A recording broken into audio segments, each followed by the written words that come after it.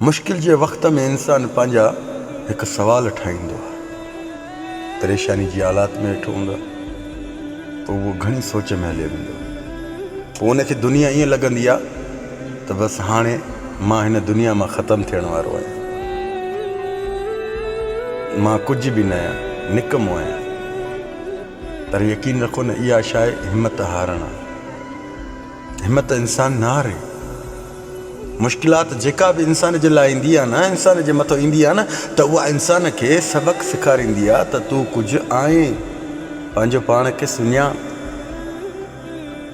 मुश्किलात तुंहिंजे मथां आई आहे न, त हिकु इशारो हूंदो आहे त तूं कुझु आहीं, पंहिंजो पाण खे संभाल। जेको अॼु ॾींहुं आहे इहो सुभाणे न हूंदो। यादि रखो, मुश्किल में जीअं सोच में हलिया वेंदो न, त उहा मुश्किल ख़तमु न थींदी आहे। तव्हां मुश्किल जे वक़्त में, परेशानी जे वक़्त में इहा सोच रखो त मां कंहिं ग़लति रस्ते ते त नथो हलां। जीअं तुंहिंजी ज़बान ते गार आहे, गार खे ख़तमु कर। तुंहिंजी ज़बान ते कूड़ आहे, कूड़ खे ख़तमु कर। अगरि कंहिं इंसान खे कूड़ी ॻाल्हियुनि में रखी वेठो आहे त उनखे सिधो कर। अगरि कंहिं जाइ ते कंहिं इंसाननि खे घटि वधि जे ॻाल्हाइण जी सोच रखी वेठो आहे, उनखे ॿाहिरि कढ। पंहिंजे पाण खे साफ़ु रखंदा अचो त उहा मुश्किल तव्हां खां जल्दी निकिरी वेंदी। उहा परेशानी तव्हां खां ईअं टरी वेंदी जो ॼण तव्हांखे ईअं लॻंदो ॼण गिलास पाणी जो हारिजी।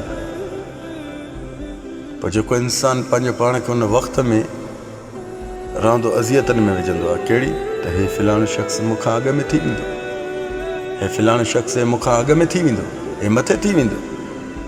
यादि रखो, जॾहिं बि मुश्किलात परेशानी तव्हांजे मथां दाख़िल थी वञे न, त उन वक़्त में पंहिंजी ग़लतियूं कढंदा कयो त मूंखां कहिड़ी ख़ता थी आहे, मूंखां कहिड़ी ग़लती थी आहे। ॾिसो, इल्म लाइ हज़ार अलाह जे करोड़े ख़ल्क़ियल मख़लूक इंसान ज़ात आहे। को खिलंदो थो वते, को चेहरे ते मुस्कुराहट रखी वेठो आहे, को चेहरे ते गुंड रखी वेठो आहे। हज़ारे मख़लूक आहे।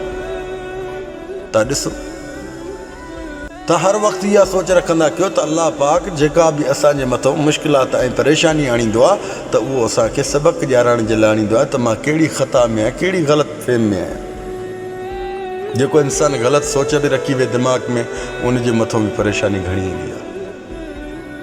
जेको इंसानु हर वक़्तु ॿियनि खे घटि वधि ॻाल्हाए, वात में गार आहे, उनजे मथां मुश्किलातूं ऐं परेशानियूं घणी ईंदियूं।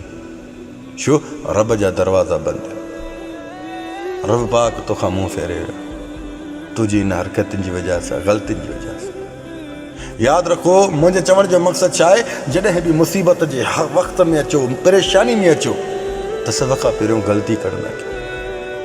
तव्हां शादीशुदा आहियो त घर वारी सां जी हम बिस्तरी कयो था, उहा शरीयत जे हिसाब सां आहे या न आहे?